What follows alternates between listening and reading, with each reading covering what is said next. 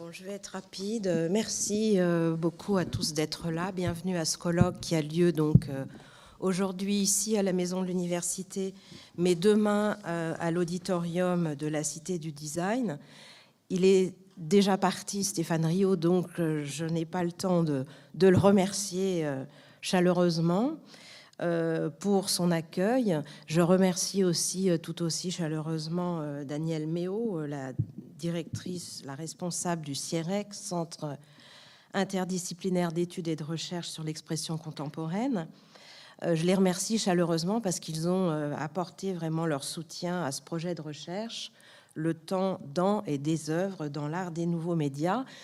Sans leur soutien, eh bien, cette manifestation scientifique, notamment, n'aurait pas pu se tenir. Je remercie également Hexagramme pour son soutien, le Centre Hexagramme, qui est le réseau international canadien dédié à la recherche-création en art médiatique, design, technologie et culture numérique. Et merci tout particulièrement à Jean Dubois, l'un de ses fondateurs, et à Éric Le Tourneau, qui est ici présent, son directeur adjoint.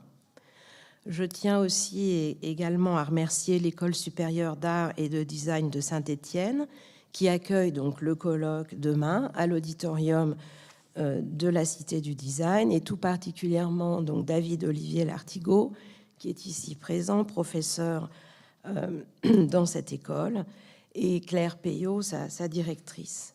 Et puis enfin, je remercie tous les intervenants pour leur participation généreuse à ce colloque et au public, évidemment, qui est présent là, qui envisage donc ce colloque, les rapports de l'art contemporain, de l'art des nouveaux médias, au temps. Ce colloque, nous voudrions qu'il soit en quelque sorte le premier rendez-vous d'une recherche que nous souhaitons inscrire dans la durée, avec pour ambition de constituer un pôle de recherche spécifique sous la forme, pourquoi pas, d'un GIS, un groupement d'intérêt scientifique, sur donc les questions relatives à la conservation de l'art des nouveaux médias d'une part, mais aussi sur la capacité des œuvres à produire du savoir et un savoir sur le temps. Le temps, en effet, est au cœur de beaucoup de réflexions, qu'il s'agisse par exemple de penser le futur avec l'essor des future studies depuis les années 70 et en France depuis les années 90, ou de constater l'essor de temps multiples à lire les analyses qui relèvent des sciences humaines et sociales depuis une trentaine d'années. Le temps semble ainsi poser question, compte tenu notamment de la vitesse de circulation de l'information et de la prolifération des écrans, dont les usages chahutent notamment la linéarité temporelle ou le temps biologique fléché.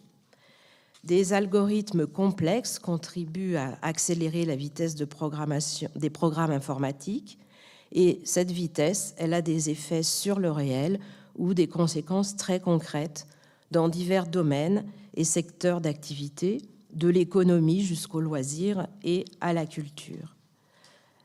Autrement dit, pour reprendre les termes de Mario Costa, un philosophe italien, cet univers technologique dans cet univers technologique s'inscrit un horizon possible de la pensée, ce qui signifie en d'autres termes que la technique ou les technologies produisent des idées, une vision du monde, des perceptions nouvelles et, en l'occurrence, du temps.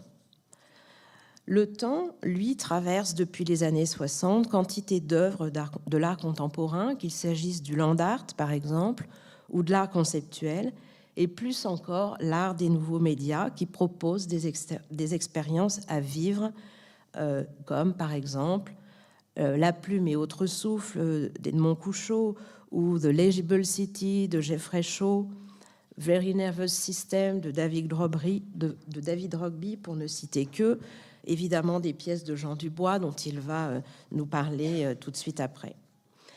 Des pièces donc dont la matière première est le temps réel. Ce colloque propose donc de rassembler, de confronter des conceptions du temps qui traversent les œuvres, celles-ci étant en quelque sorte des analyseurs parce qu'elles obligent à questionner la temporalité. Donc pour conclure, je dirais qu'il y a 3 axes et un certain nombre de questions que soulèvent ces axes. Le premier, c'est dans la mesure où le temps est la matière de certaines œuvres de l'art contemporain et le temps réel celle de l'art des nouveaux médias, quelle théorie du temps ou fragment de théorie du temps figure-t-elle?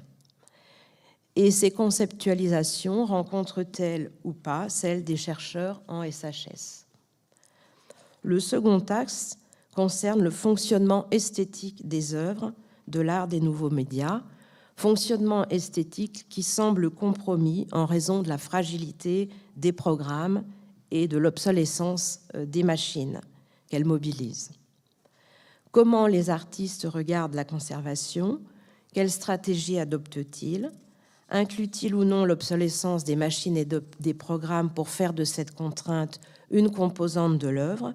Ou bien ignore-t-il ces contraintes pour inviter à une autre manière de s'installer dans le temps, en figurant ou en revendiquant un art de la trace et de l'éphémère?